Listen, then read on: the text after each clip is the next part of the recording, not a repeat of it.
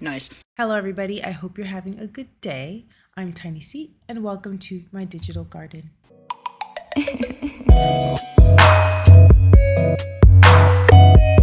Today I want to talk about the rise in Zillennials and Gen Z getting cosmetic surgery. On an episode of Keeping Up with the Kardashians, Kylie Jenner was sitting with her sister Kendall, and she was talking about her struggles with her self-image because of the cosmetic surgery that she's gotten and how the public has reacted, saying that she looks old, saying that she's done too much, and all the other harsh comments that one would get if you were in the public eye. Because she did it to herself, her face, she has so much surgery, and I'm like, even if I did get so much surgery and I have this and I got all these things, I still don't think it's okay to talk about someone's looks. I agree. I just feel like after Paris, there was like this picture, which for the first time I was like, okay, we're not going to wear a lot of makeup. So it's like, I'm wearing too much makeup, and it's like, you're wearing too much makeup. Then I go and I don't wear a lot of makeup and someone catches me in like a weird light. You can look at pictures since I'm 13. I just have these lines, but I've had them since I was a child. On a journey the last year, dissolving like half of my lip filler. I hate even having this conversation over and over and over again because it feels like it's a waste of my breath, because with me, it's just never going to change, but it's just been. Not only that, but on this season of Love Island UK, although all the participants are under 30 years old, a lot of them look as though they are well into their 30s and potentially even their 40s. And this is because of all of the filler that they have in their face. And it's been the topic of discussion on TikTok.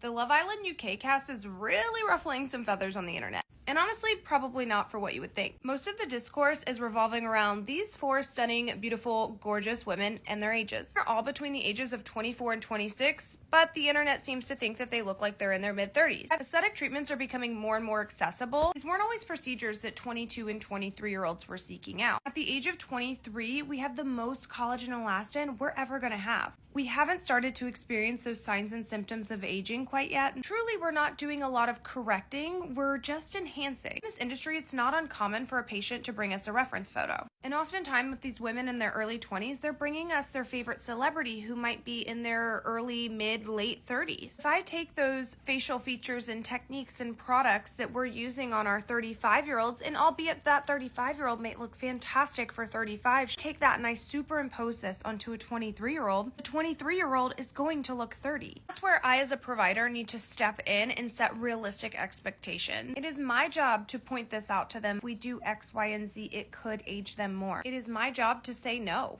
Remember, the best injectables are undetectable. The goal should always be to maintain your natural beauty and just enhance your features.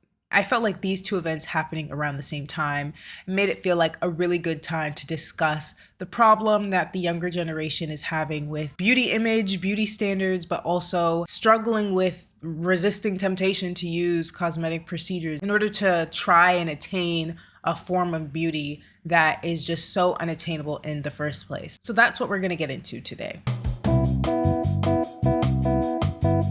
Plastic surgery has been around since the ancient times. We've always had struggles with our body image and have tried to find ways to change and tweak what we already were born with. But how did we get to the place where plastic surgery is just so common and everyone probably knows someone that has done some sort of procedure? Plastic surgery is definitely a huge industry, and they make billions of dollars, but in the next 10 years, they're projected to triple that. So although they're already making billions, yes, it's going to continue to make more billions, and they're going to continue to try to push it and market it, especially to the younger, impressionable generation. According to plasticsurgery.org, in 2009, women were the overwhelming majority of people getting cosmetic procedures. Not only that, but the main demographic was women ages 40 to 50, which is not shocking. This is who always was the target demographic, women that are older. In the same year, breast augmentations were the most popular invasive surgery, and fillers were the most popular non-invasive surgery. And during this same year, they completed 5 million cosmetic procedures. That is a lot of procedures. And I think this is when we really started to see the industry of cosmetic surgery start to rise and become more commonplace. Now, from my memories of 2009, I don't remember really knowing what cosmetic surgery was, at least not to the level that I know what it is right now. You didn't see many people walking around that have done any sort of plastic surgery, or at least I couldn't tell. The most you would see was on TV or maybe in a magazine. I remember I was watching Dancing with the Stars. I could not find the season and I don't remember the lady's name, but I believe she had lip fillers and her breasts done. And I was just kind of like, something's off, but I didn't know what plastic surgery was. So I was just kind of like, something's off. I don't know what it is, but something is not right. When I would go out with my family, my friends, you didn't really see much plastic surgery in real life. It just wasn't normalized back then. And a lot of the sentiment around plastic surgery in the early 2000s was definitely hush hush. You didn't want to admit that you've done plastic surgery. You definitely don't want it to be something very obvious, which again is totally different from how it is today. Now let's fast forward to 2023, according to plasticsurgery.org. There is a steady increase of procedures being completed by both women and men. Looking at the data from 2009, every single demographic, man, woman, old, young, they've all seen an increase in procedures completed, which is shocking. Some women are underage and they are getting plastic surgery. Patients ages 40 to 50 were still the largest population getting plastic surgery. So again, that's the target demographic. They probably have the most money, so not surprising at all. The interesting thing was that Botox was becoming popular among 30 and under. Many in Gen Z are starting preventative Botox, known as baby Botox. So you might be asking, what's baby Botox? Let me tell you. Like traditional Botox, baby Botox aims for the same results, smoothing lines and wrinkles on your face. This cutesy name refers to the fact that it uses smaller doses of botulinum toxin during the procedure. That is baby amounts. Gen Z is getting this baby Botox in order to prevent wrinkles from coming. Now, the regular amount of Botox is used when you already see the wrinkles there. It's to prevent further creasing. That's what Botox is for. But Gen Z, they're not even seeing the wrinkles yet, and they're getting the baby Botox. It feels as though Gen Z has been tricked into another beauty procedure that might not be necessary. But I feel like since Gen Z is into the whole skincare, they've been around to see what millennials have done, what older generations have done. They're into the skincare, they're into the upkeep. And so plastic surgery clinics have found a way to sort of promote something like baby Botox. I don't want to say it's completely a scam, but I will say that getting baby Botox when you have not yet seen wrinkles is probably not the best thing to do. I think Botox is best served when you actually have wrinkles there. But it's not only the women, men are also discovering how Botox can improve their looks, but they have a different name for it. It's called Brotox or Executive Edge. And this grew 5.55% among men in 2023. I was just like, what the heck is executive edge? Like, I can get a guess. It's like, you know, maybe you're a businessman and you want to look better, but let's look at the real definition. This is a clinic's definition of what their executive edge package looks like. Our blend of procedures for men, known as Executive Edge, improve skin irregularities that can be caused by life, including age, smoking, stress, weight loss, as well as offer a sharper, more chiseled appearance. They've always been targeting women for so long. It's always just been the women that are getting targeted about their looks. But we're now seeing that men are also falling victim to the beauty standards. And with the whole looks maxing and, you know, mewing, and there's all these crazy things that men are also falling into to, you know, make their jaw look better, their cheekbones, whatever it is to stand out so that they also have the edge. These clinics are finding a way to prey on that and create new insecurities. Oh, you need executive edge. If you get this executive edge, you might get that promotion.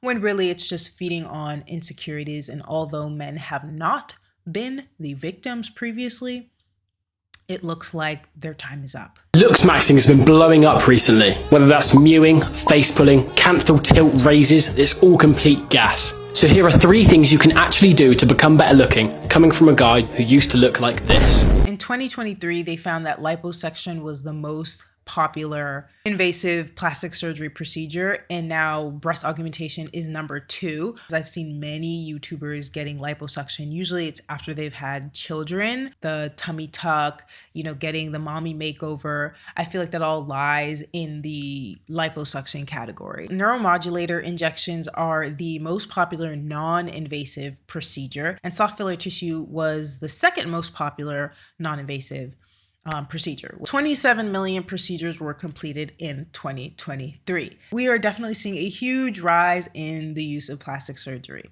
27 million is a huge amount of procedures to have been completed. Of course, when you look at the full documents, this includes so many different types of procedures. We could see that plastic surgery has become way more normalized. It has become way more accessible, and way more people are willing to partake. They're way more willing to be like, maybe I could get some baby Botox. Maybe I could get some lip filler, a little injection here, a little injection there. And at this point, I don't really know how to feel about it, but we are going to dive a little deeper. Now that we know how much plastic surgery has risen from 2009 to 23, we can kind of go into some of the factors that probably contributed to that huge spike. And it's the celebrities. Like, it's always been the celebrities, but it's the celebrities. I think there's a few main people that have definitely contributed to normalizing plastic surgery. Of course, there's like the icons like Dolly Parton, but I think for Gen Z, there is the Kardashians. Like, let's be for real. It's the Kardashians. First, you have to start with Kim because she's the OG, right? When I first seen her, I didn't really know who she was. I saw her on Jimmy Kimmel. I was kind of like, what's she doing on Jimmy Kimmel? What's she known for? And it kind of seemed like she was there for her body. She was like getting up and spinning. And I was like, okay.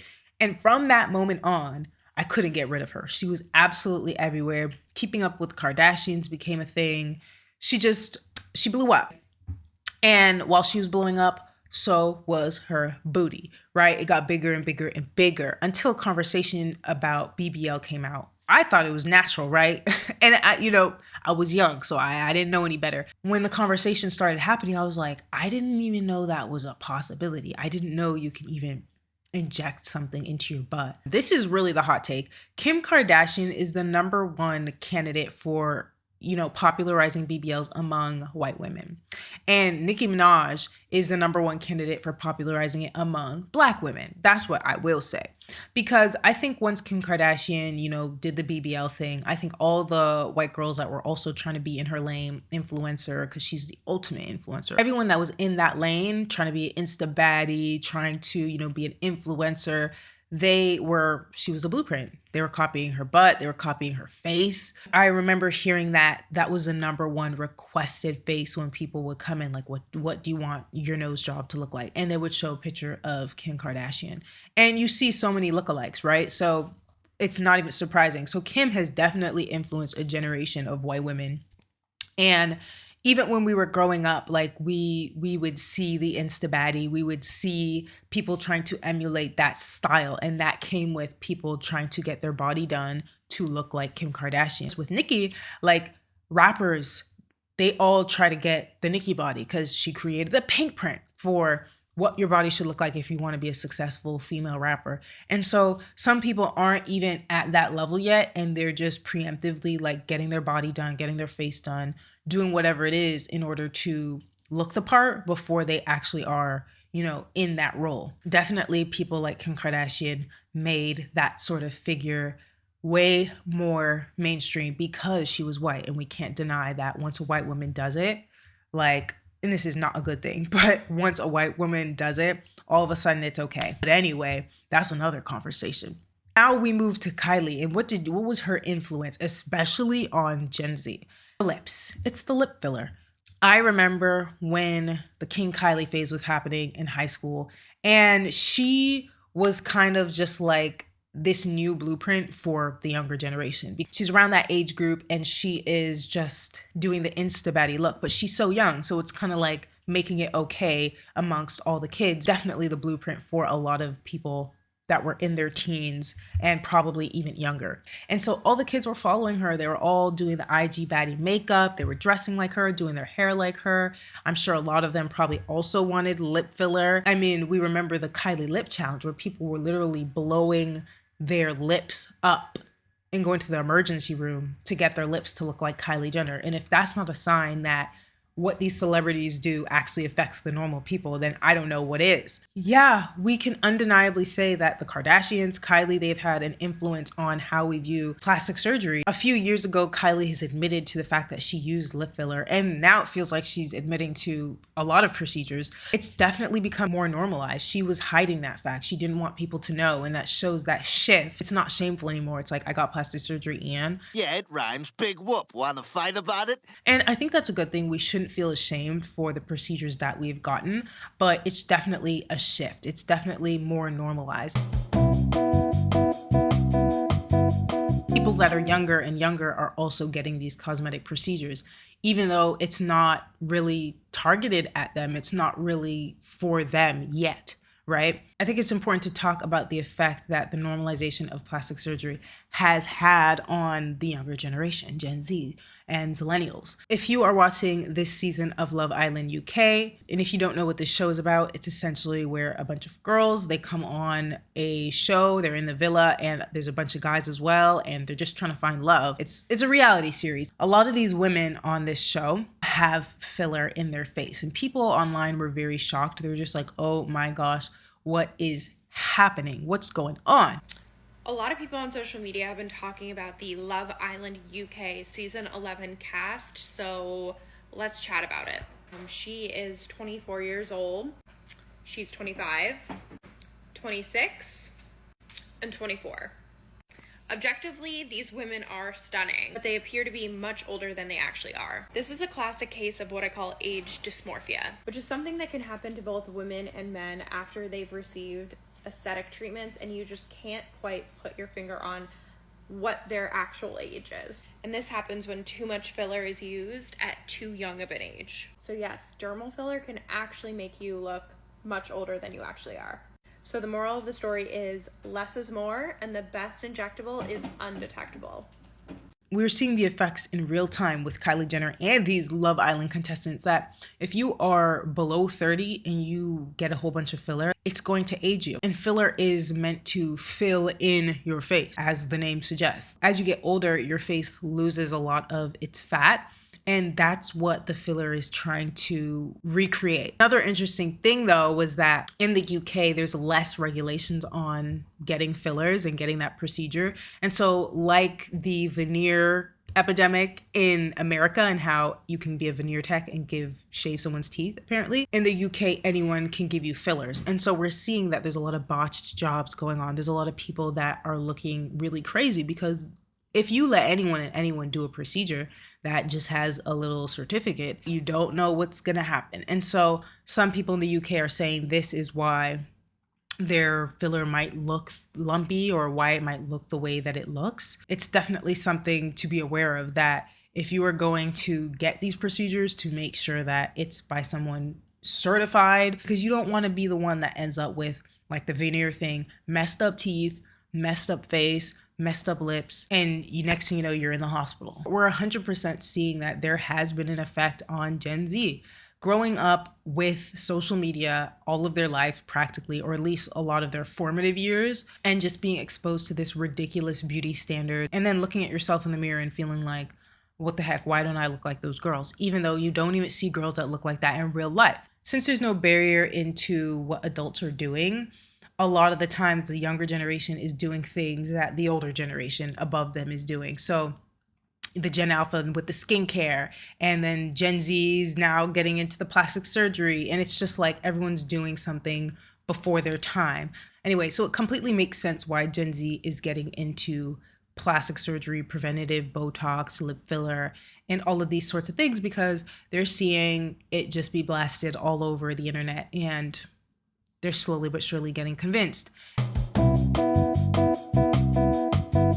The younger generation is going to be able to see what's going on with the whole Gen Z's aging like milk, Kylie Jenner, Love Island. With all of these things happening at once, I'm hoping that it's a cautionary tale that sometimes it is too much, sometimes you can go too far and it will age you. You know, sometimes things just are meant for another age. If this is something that you've been struggling with and you've thought about it and it's like, no, like this has been a concern for a while and that's why I'm doing it, that's like, yeah, I'm here for it. But what I'm seeing is like extreme use, and I'm seeing this normalization, and there needs to be education, because sometimes it's not even that they've had a problem for so long, it's just that it's been pushed in our face and people are so concerned with the beauty standard and attaining this form of beauty that they're more willing to do something that even 10 years ago would have been more taboo. And so you would have thought a little bit harder before you decided to, you know, inject stuff into your face. I'm not one to say plastic surgery is horrible, but I do think that if you're below the average age range of someone getting that procedure, that's when maybe you need to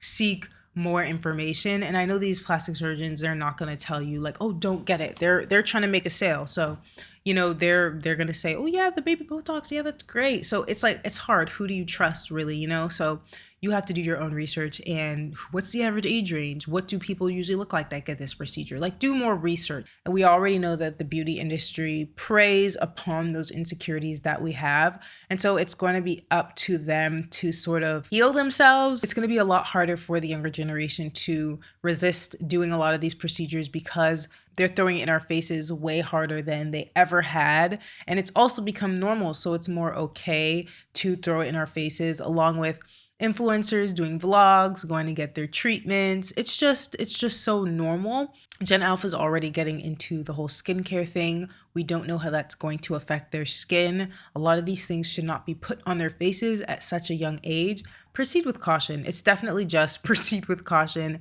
I don't know how much better it's going to get. We as a society have always been so obsessed with our looks. Like I said, since the ancient times, we've been doing plastic surgery. And so I understand why it's still a thing. I understand why it's still so popular and it's such a lucrative business. But I just hate that it's coming down to a younger and younger age. Let's be more mindful and careful. If we decide we want to get plastic surgery, let's definitely make sure we're mindful about that decision. What do you guys think about it? In the end of the day, I'm not against plastic surgery.